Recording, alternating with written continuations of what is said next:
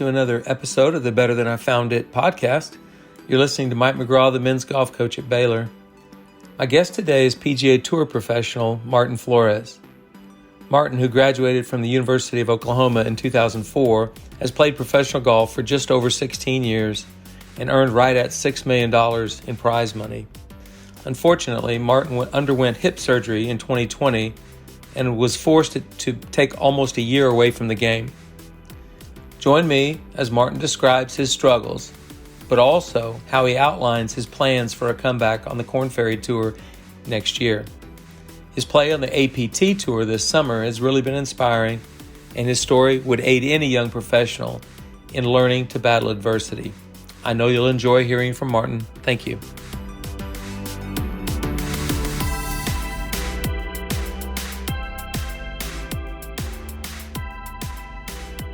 Welcome back to another episode of the Better Than I Found It podcast. My guest today is Martin Flores of Dallas, Texas. He's played professional golf for just over 16 years now and has made around $6 million in prize money on both the PGA Tour and Korn Ferry Tour. Martin, in my opinion, is the very definition of a journeyman pro. He continues to progress in the game, but also struggle through the hard times of the game and does it with a great amount of enthusiasm. I really have appreciated that about him. He's coming off a major surgery last year and has been playing the APT Tour in an effort to prepare for his return to the Korn Ferry Tour sometime this coming year. In fact, Martin won his most recent event in Marksville, Louisiana, just last week. Martin, welcome to Better Than I Found It. How you doing? Thanks, Coach. Thanks for having me. It's great to be here. Yeah, it's great to I know a lot of my Texas listeners know all about you and who you are, and I'm hoping that some other of my listeners from around the country that may not know who you are get a real insight to what I think is a really cool story right now. It's kind of been, you've created that story, if you will, through an injury and a surgery, and then now through kind of making your way back to the game. So I appreciate you coming on today and just taking the time to do this. No, I appreciate it. Happy to be here. Absolutely. Well, let's talk real quick about, you had a surgery sometime in 2020. What exactly was the surgery that you had?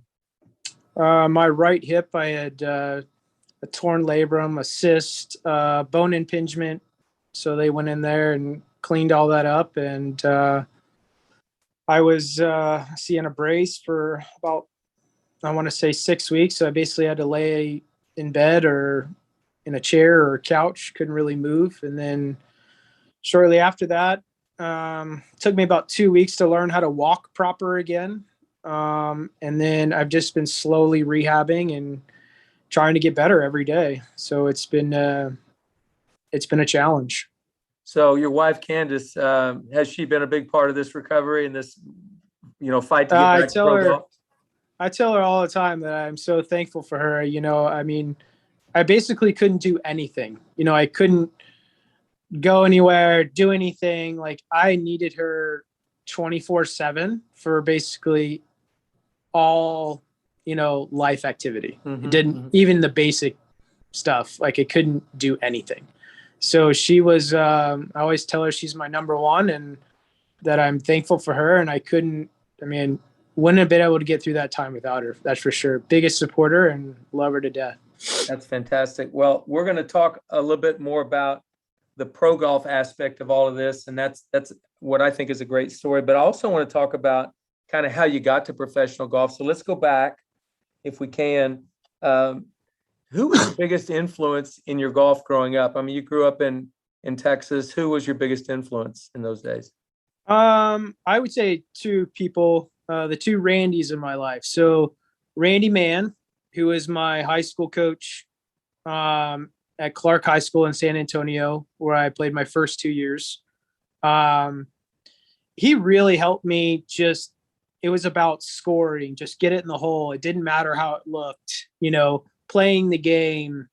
And he gave me a tiny bit of, instruction here and there, but it was mostly just, how to act at the course, how to compete.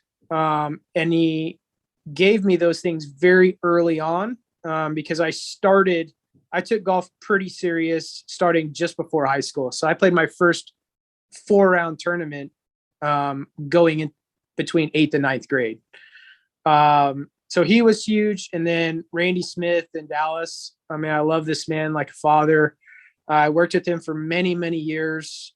And so the bulk of our, work together really came after college. I became a member at Royal Oaks, and I basically lived with him on the range. I mean, he lives there anyway, so I just decided to live with him there. And I just, tried to do everything, that he told me. And he was an extension of basically my high school coach, but just at a much deeper level. When it came to instruction, we would talk about, what I'm struggling with, or, what's good. And we just dove deep, and he spent so much time with me. And then also I got to watch a lot of other pros that were there. Justin Leonard was there. Harrison Frazier was there, Jason Schultz, Colt Knost, Franklin Hatchett, all these guys when I'm coming up, are playing there. And so I'm getting to practice with them and play with them. And so all those different people and, had an influence on me. I got to watch them. And then I just spent so much time with Randy, and, he just took me under his wing, and, I just tried to listen to everything he said, and, it turned out great. I would say you were smart to listen to Randy. He's one of my favorite instructors, just for a lot of reasons, but he is also one of the hardest working guys in the industry, even today at his age. I don't know anybody that outworks him. He eats it, drinks it, sleeps it. It's something he really, really enjoys. And I think his players not only get good information from him, but they get that passion and that enthusiasm, especially when times are rough, and he gives that to his players.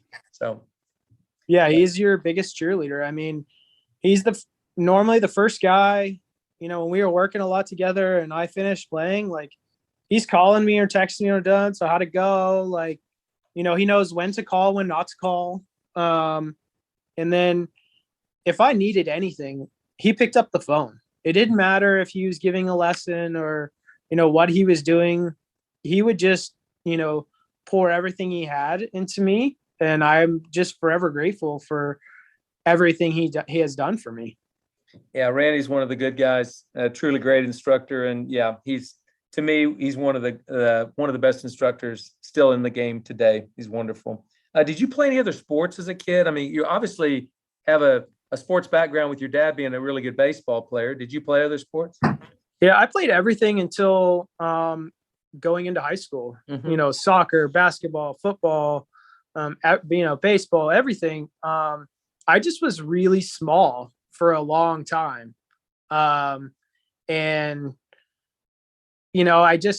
was also drawn to the fact that golf, I controlled my own destiny with whatever I did, whether it was I put in the work or I didn't put in the work, all the pressure, everything, whatever, it fell at my feet.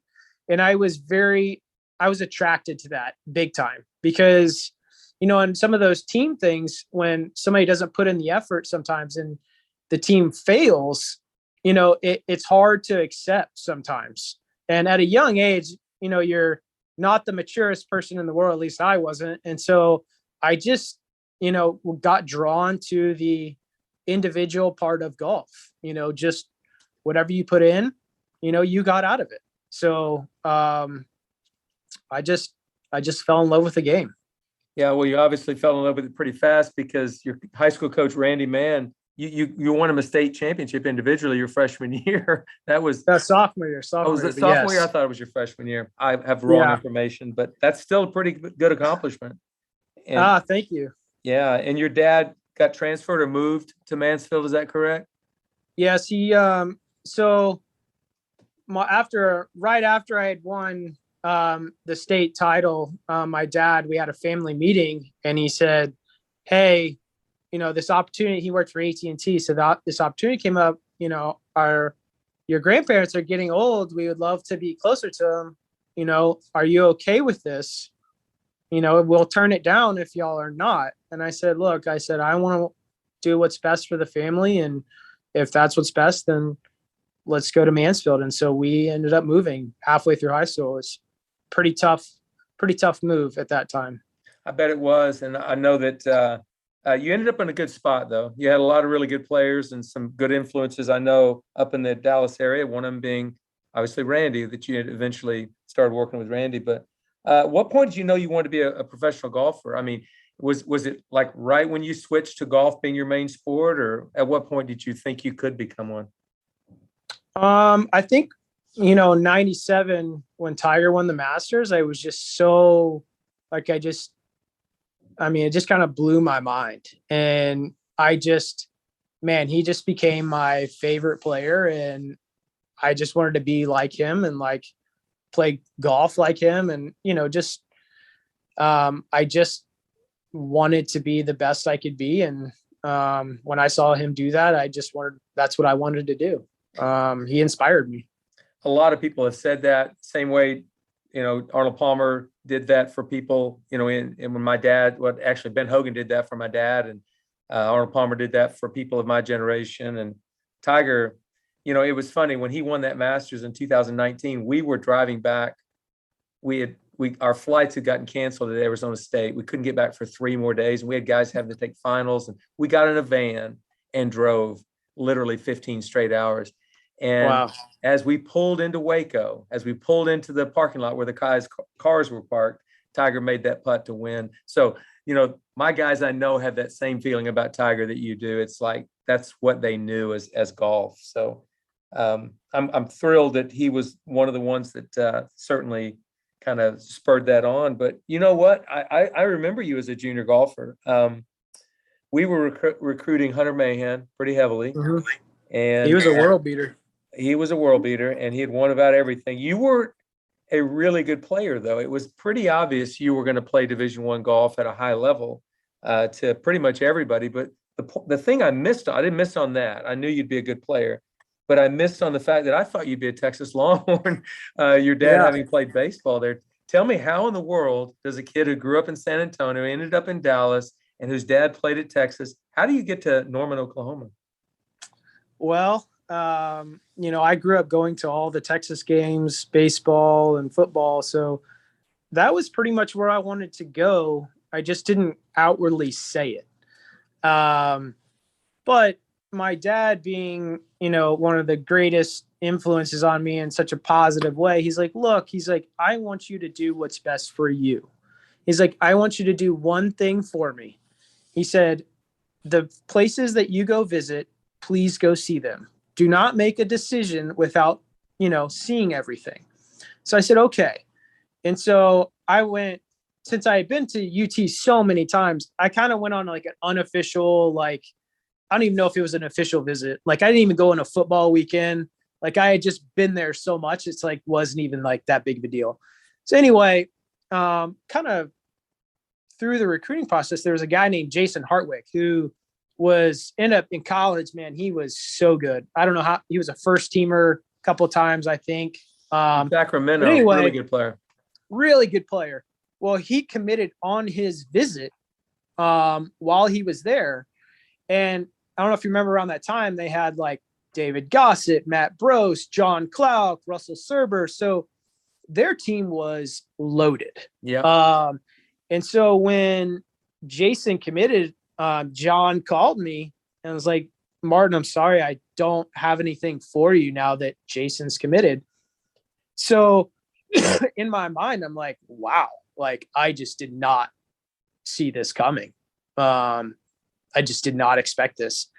So, I just started going to see, the other schools. I went to Houston and unofficial to A&M, and UNLV was recruiting me, but then James O committed. So then I got crossed off then. And I went to Oklahoma and Arkansas. And so what really attracted me about the University of Oklahoma was just the school kind of fit my personality, meaning it's a big school. I wanted to play for a big school, but you didn't really have to go very far. I could walk to class. I only had to go a mile to go practice. it was a little more laid back. It was it was just a smaller town feel. And I really, really liked that. And then I just, really liked the guys. So it just made, end up being a good fit for me. Yeah. You told that story, and that story is unique, and it will be unique. Everybody's story is a little unique in recruiting, but a lot of times kids have their mind set one way and then it doesn't work out and they don't know what to do. Well, there's always going to be a place for you. I always tell kids that just because one door closes doesn't mean another one won't be open. But you described 3 or 4 times of the door getting slammed shut on you because somebody else committed, but there was still an opportunity for you. As it turned out, a great opportunity. Yeah. Everything works out for a reason. It does. And so interestingly enough, you guys had a very good team while you were there. You were a very good program. You played with a very, very, very unique, talented, gifted, intense competitor named Anthony Kim. I want to hear something about Anthony. I'm so intrigued by this guy, and I know he's not playing professional golf anymore, but just how talented was he? You saw it on a day-to-day basis. What was that experience like for you? Do you have any interesting stories about Anthony? Just anything you can give me on that. I'm intrigued by this guy. Sure. I met Anthony. We roomed together. I think it was at a tournament at the Homestead. I want to say it was like the Southern Amateur or something like that before he showed up to school. And when I watched him hit the ball, I was like, wow, like this guy, just oozed talent. If he's top 3, in my opinion, most impressive I've ever seen, and it's not even close, because Anthony was not like the biggest guy, but he played big. And I mean that, his ball flight, I just remember how tight the ball flight was and how the sound and how just how consistent he was. And then when you can strike it like that, and the other things I think that goes on, he had a phenomenal short game and, good putter, but just competitor, ran hot at times. He was a guy that he hit 15 feet and he's upset, and I'm like, wow, I'd be thankful for that at that time. I would just say overall just impressed just with, the guy was just a baller.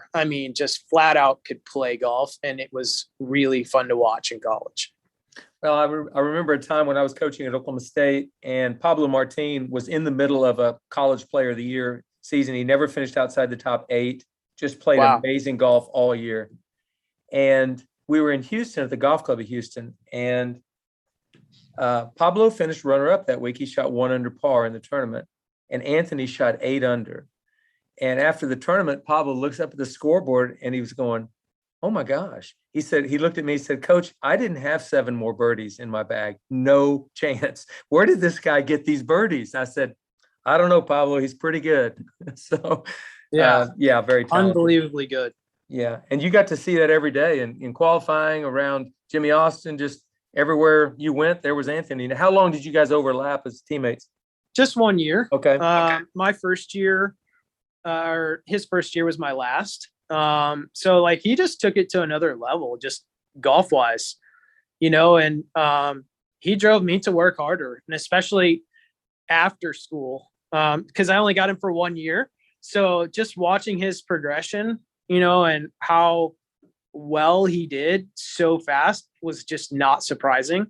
So, I just remember how he played, and it was pretty impressive.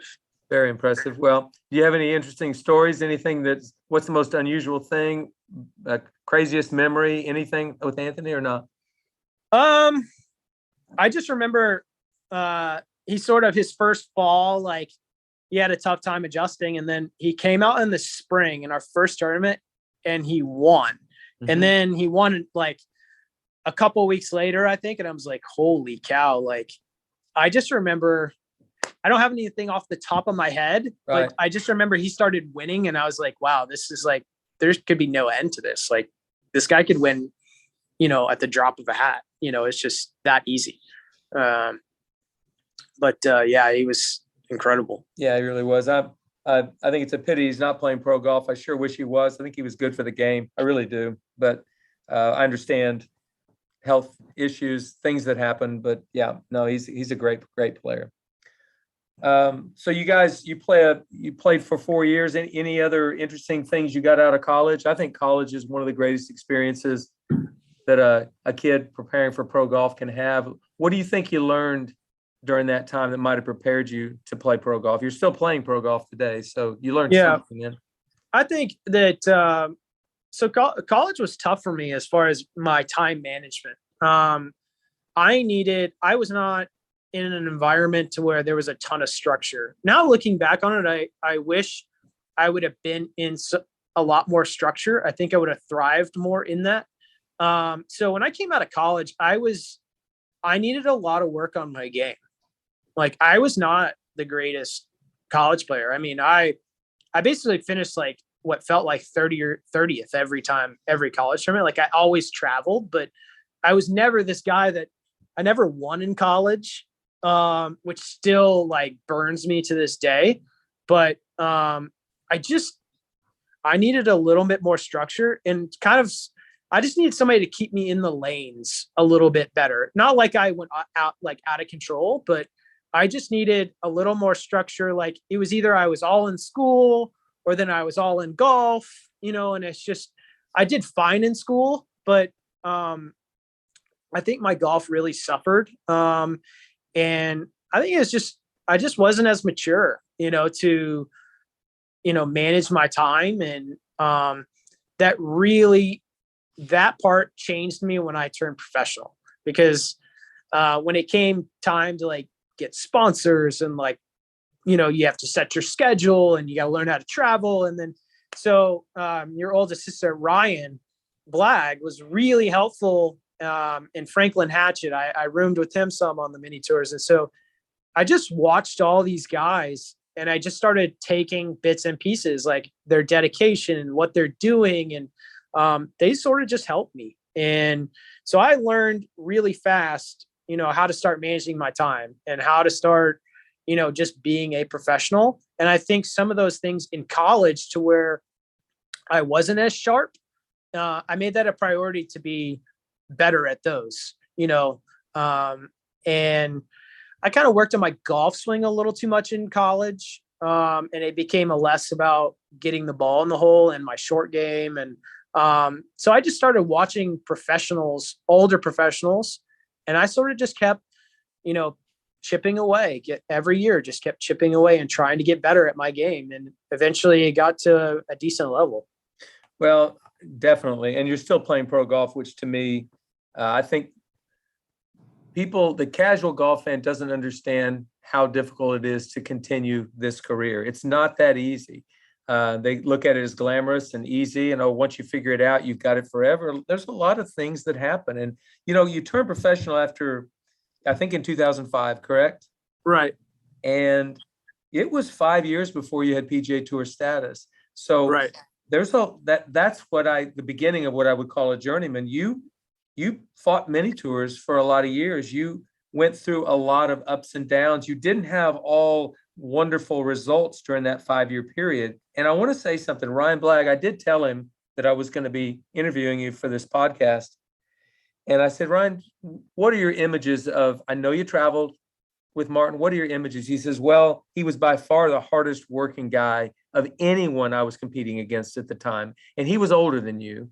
So, he had been doing it for a while, and he looked at it and he said, my gosh, I guess I'm not willing to do what he's willing to do. So he thought you were the hardest worker. He also thought you were a forward thinker. In other words, you were trying to figure out ways to become elite at that time, and he wasn't doing that. And so you can say all you want that you may have used him as a resource, but you flew right by him in his opinion. And what do you think are some of the reasons that you did that? He thinks you're one of the hardest working guys, and you thought in a very forward thinking way. So when I turned pro, I made a deal with myself that I'm going to make decisions for the long term. Like, I'm a golfer. Like, I'm not going to put a timeline on myself. I'm not going to say like, oh, if I don't get to the tour in 3 years, like I'm just going to pack it in and get a job. No, like I'm a golfer. So I'm going to start making decisions to succeed for the long term. The number two, I said, I'm going to do whatever it takes. It didn't matter what it was. It didn't matter if I had to get up for a workout or at 5 a.m. or if I was going to go running, or at the time I used to run a lot. I was just willing to do anything. It didn't matter what it was. And he is right. Like I would work myself to death. And to where my dad was like, sometimes he's like, you know, you need to have a little bit of balance, but I didn't care. All I wanted to do when I first turned pro was, you know, this is what I want to do, and I'm willing to do whatever it takes. And so the first thing I wanted to do after my first year, I was like, okay, I want to play good enough to get a good practice facility. So I lived at my parents'. I basically lived out of my car and played mini tour golf. I made enough money to buy a starting like initiation at Royal Oaks Country Club, because that's when I went to. I was like, if I want to be better, I need to get a little bit better practice facility and just be around a lot of golfers. And Royal Oaks at the time had pretty much the most professional golfers. So that was the plan to get there. Once I got there, it was like, okay, well, you know, what's stopping me from getting to, you know, here or here, whatever it might have been. And so that big hurdle was Q school. And I said, okay, well, why am I not getting through Q school? I always got to second stage, but why can't I get past second stage? And so I put a plan together in my mind of how am I going to build my game to make sure I get through that tournament. And one of the things I developed was like a shot off the tee, because it always seemed to be like terrible weather, windy. And I just found myself, you know, hitting a foul ball at the wrong time or making a double bogey, and I ended up missing by, you know, 1 or 2 or whatever it was. So I sort of developed a shot that put the ball in play. It didn't matter. It might have been ugly, but it got in play. And then I won, or I got through the first time in 2008 to play in 2009. And then, you know, I had limited status on the Korn Ferry, and then I came back and I won second stage. So I just kept preparing myself all the time, like, and just thinking about, okay, like, what are my deficiencies? You know, what am I weak? Where am I weak? Why is this guy beating me nonstop? You know, what is he doing? So I just paid attention to certain players. And I just slowly but surely just kept getting better.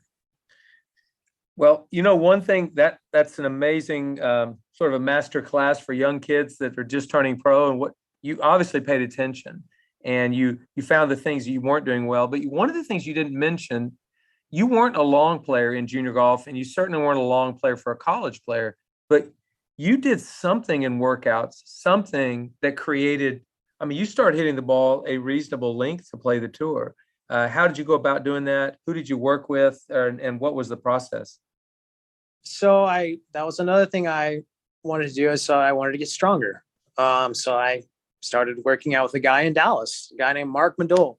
And so I know another couple players went to him. And so I just started working out quite often, getting more fit. And then there were a couple things in my golf swing that needed to improve that were kind of, you know, I guess, you know, taking away some power. And so I slowly addressed that. So the combination of those two things, after I would say in college, I could fly the ball maybe like 285, you know, upper 280s. And then a couple of years after I was a pro, like I could fly it 300 yards. Mm-hmm. And it just was a slow progression. And I just kept getting a little bit better in that area. And then eventually I started actually, you know, hitting it decently far. I guess now it's more just slightly above average now. Yeah, but it would have been a deficiency for you had you not done that work. And, you know, if you were still carrying it 280, 285, that wouldn't have probably done you much good, right? No, I don't think so. Yeah. It would just made it tougher. Yeah. For sure. You know, so let's talk about some of the struggles in there, because honestly, I've always believed that's where most of our learning takes place. And I've always believed that the struggles are part of the biggest part of the reason why we make it in life, wherever we're going. It's not because of the trophies you hold up, though those are great results of this, but your struggles for 5 years before you got on tour, and you struggled after you got on tour as well. Sure. But what are some of the things you can describe? I know you played a lot of mini tour golf, but what do you think is the most valuable thing you got out of that struggle, if you will, that has helped you continue to play even to this day, and maybe helped you through this recent struggle with surgery? It's just, so there's a few things. One is I would just break everything down of, so why was I not, excelling, and I would just break my game down. So that was one thing. And number two, when you fail, it's all about your perspective on how you're failing. And what I mean by that is, just because in your mind, you might think that you're not very good at something, but maybe the stats say you are pretty good at it. You just are not comfortable in that situation. Or I would just find ways to try to get better. And I started celebrating the small victories. So that kind of kept me going. Maybe I was, not chipping, I didn't have a certain shot on my short game. And then all of a sudden, like, I worked on it for, 3 months, and then all of a sudden I got it, and I'd be like, okay, well, I'm a little bit better now. And so I just made this deal with myself, and I was like, as long as I keep getting better, I'm going to keep doing this. And I just loved, working at it, really. I loved, I didn't mind obstacles or challenges. I just kept pushing. Well, so what would be the darkest, lowest point during that stretch before you got your PGA Tour card? I mean, was there a time when you started losing hope or started losing faith that you could do this? Or it's oddly enough, there was one time where I was pretty low, but so there's a story. So anyway, I went and did I'll say this, is I just thought that I was always going to make it. I just didn't know when it was going to happen. But as time progressed, it just felt like it was getting tougher. So one story I'll tell you is, I remember they used to have it was nationwide, now Korn Ferry tournament in West Virginia. Okay. And the qualifier got rained out Monday and Tuesday. The field shrunk to a Wednesday. And I was scheduled to play in a Hooters event in McCormick, South Carolina on Thursday. So I am second to last group. I think I went out and shot either a 68 or a 67, and I'm in, like, for this tournament. And then I'll never forget, Steve Wheatcroft came in and clipped me right in the last minute. And so it's pretty much dark. So it's around 8 at night. And so now I am second off in McCormick. I remember I got some Arby's just because at the time it was like $1.99 for a Big Montana. So I got a couple of those, a couple of Red Bulls, and I drove 8 hours to McCormick, South Carolina. I remember I pulled into the people I was staying with at like 5:30. Big mistake was I went to sleep for 30 minutes or 45 minutes. And then when I woke up, I was so groggy, went out and shot 69 in that first round. And then I basically went to sleep until my second round. But I just remember that drive, that 8-hour drive all night. And I just remember thinking sometimes, like, is this really worth it?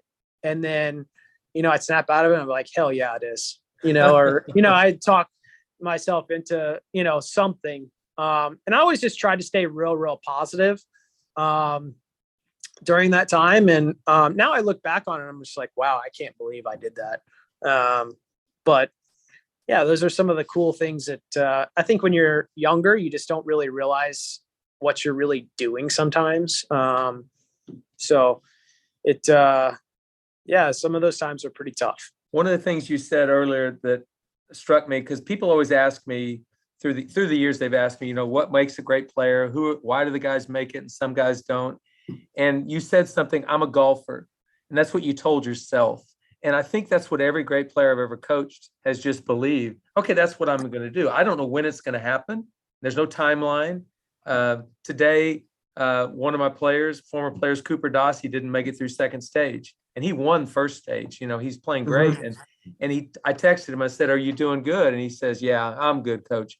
Everybody's timeline's a little bit different, and for some reason, I'm not supposed to be, making it through to the finals this time, but I will get there." In other words, he was knocked down today a little bit, but he kept his enthusiasm. Coach, I'm going to be fine. I'll get this. And I'm sure you've had to tell yourself that on numerous occasions. Oh yeah. And I just figured if I worked hard enough that it was going to happen, and I just truly believe that. So that I just tried to work as hard as I humanly possible, or what I thought I needed to do. I was willing to do whatever. So that's what I did. And there were times I probably worked too long, to where it was almost, hurting me. But I just felt like I had this edge at times, because I put in so much time, like that I deserve this, like this is going to happen. I love that. And I want my players to hear that. I think every guy to know there's a certain amount of confidence you gain knowing that you've sacrificed a great deal to stand on this first tee box. I mean, there's a certain amount of belief, self-belief that you get because, I know I've sacrificed more than that guy standing across the tee from me. I've done it. So let's go get it. So you're in I'm not going to say a low time right now. You've just been in a different time right now. You had a surgery a little over a year ago. Let's talk about that.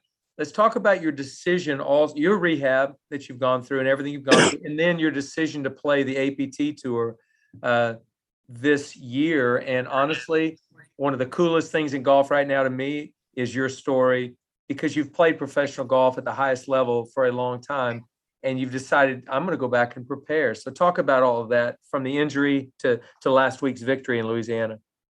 Sure. So I'll go just a touch further back. So in like 18, my last year on tour that I played, I kind of was burned out. I started having children, and I just wasn't really into it like I used to. And I was just at a different stage in my life. And so then I played the Korn Ferry in 19, kind of just half in, half out, just in my mind. Like I still put in the work, but in my mind. And so during that 19 season, I started having back trouble to where I actually withdrew from my first tournament ever, like in my life, prior to the first round. And I went home and my back was spasming. So I had trouble with my back that entire year. And then when I started in 2020, my hip started just throbbing, my right hip.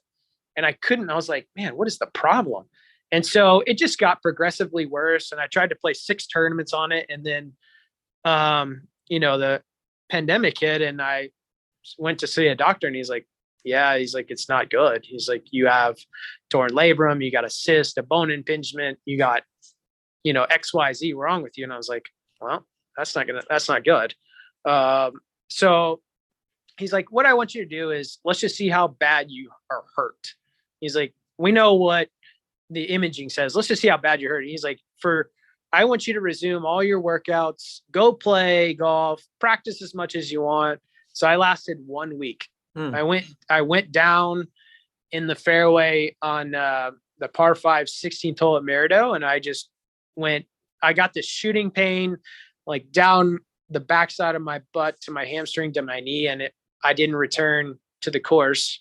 I just left and told him I was going to have the surgery, and I had the surgery and I got fixed up, and then the start of the rehab process. And, by November, I was able to start hitting driver and play a little bit. But one of the things that was really tough is when you're sitting and laying for that long, I lost a lot of muscle in my right leg, to where if I flexed my muscle, I could feel it move, but I couldn't see anything move. So I started to weight train in January. And in doing that, I ended up tearing a ligament in my back on the opposite side. So whatever I was doing, the load I was putting on my new hip, it couldn't handle it. So I ended up kind of tearing a small sacral ligament on my left side, which was really painful. It made my back go out for like 2 weeks. And then I just kept having pain down there all the time. And then end up getting a PRP injection in that area. And then after about 3 or 4 weeks, all that pain kind of subsided. I would just have episodes of where it would just hurt. So when I learned of all my medical situation, I asked the PGA Tour, I was like, what can I do in this time? I was like, and you give PGA Tour players, rehab starts and whatever. I was like, do you have any sort of, issue or rule against playing mini tours? And they said no. And so I was like, okay, well, at first I was not thrilled. Like, if I'm being really honest, I was not thrilled.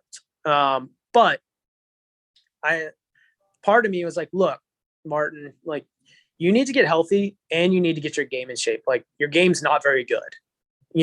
I need time. So I decided to play some mini tour golf. And it was hard, just because I was used to playing, a certain place, and you're not doing that anymore. And you had been playing somewhere for so long, but I was grateful. I was grateful to be healthy. I was grateful to be playing again. So I was like, where I am right now, whatever, like, this is where I am, and I'm going to make the best of this situation. And so I just started playing him, and it was tough because I started carrying my own bag, and then my back started bothering me. And so I just kept pushing through it. Now I'm decently healthy. I mean, I had an episode like 3 weeks ago to where my back, that same spot hurt again, but then, it comes and goes. So I'm learning, how to manage it still. Like, it still flares up at times, but overall it's pretty good. And this time has been good for me to compete, rebuild my game. I put a plan together in my mind when I was sitting down on the couch for so long about how I wanted to attack like this whole process. And I just put it to my mind, like, what I wanted to do. And I just started just executing each part, the whole way. And we are here now, and I'm starting to feel like I'm playing some decent golf as my Korn Ferry return starts in January. So I just trying to manage, I don't know how long this thing is going to take to heal. It still bothers me at times, but I'm able to continue to play and get better. And that's all I want to do, is just get better every day. And then eventually I feel like my game will be at a pretty good level. Question. Did you feel the nerves in that playoff last week in Louisiana?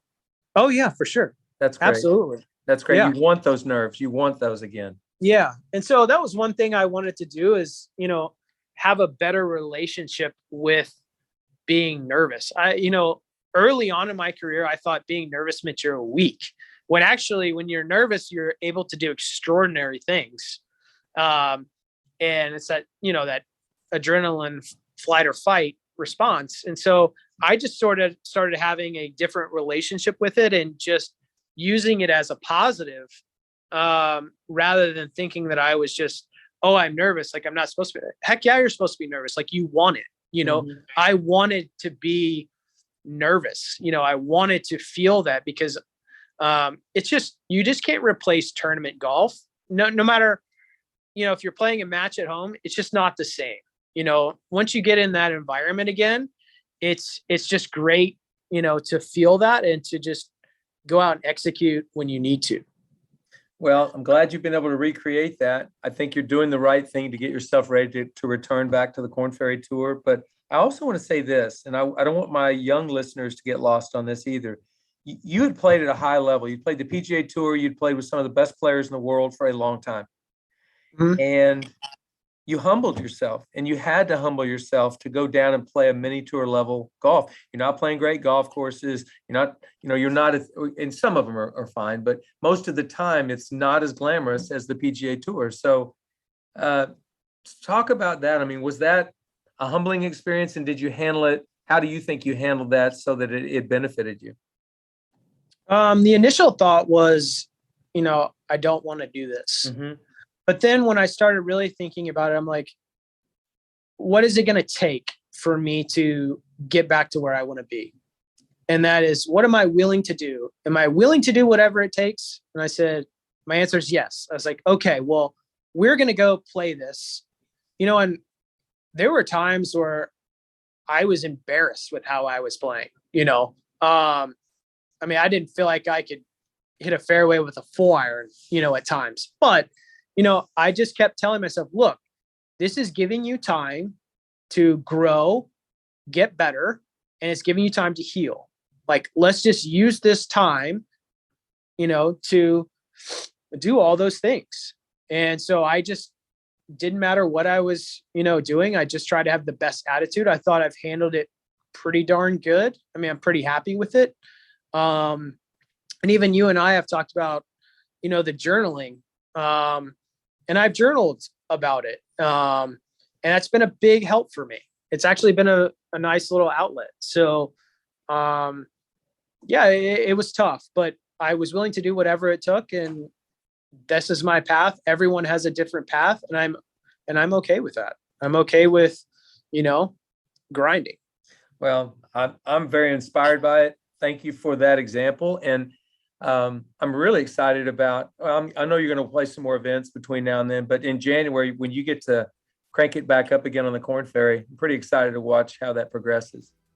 Yeah, thank you. I'm looking forward to returning. When you win out there next year, can you come back on the podcast? We'll talk about it. I'd be happy to do anything you need, Coach. Well, let's do that. Well, thank you again, Martin, for coming on today. This has been a great, great story that you've told. I know you're going to inspire some young players to look at the way they're approaching their professional golf career after they get out of college, and look how to face adversity straight in the face and figure out how to use it to your advantage. So thank you very much for that, and best of luck going forward. Thanks, Coach. Really appreciate it.